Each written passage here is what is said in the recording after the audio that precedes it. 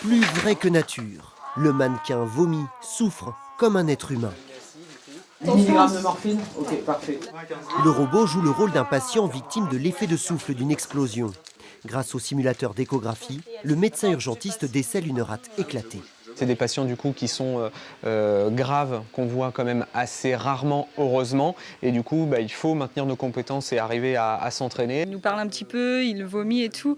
Donc ça nous aide vraiment à nous mettre dans ce rôle-là comme si c'était une vraie personne.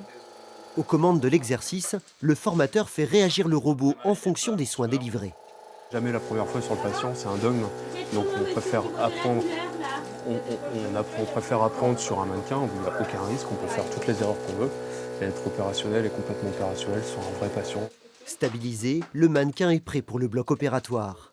Preuve des nombreuses possibilités d'entraînement offertes par le monde virtuel et numérique.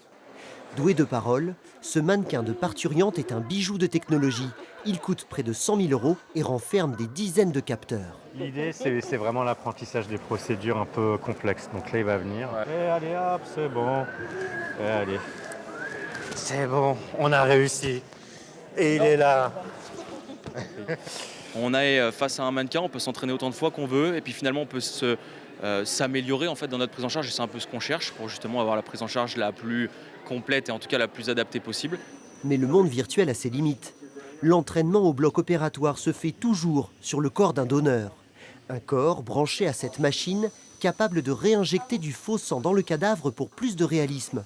Ici, les étudiants ont aussi le droit à l'erreur.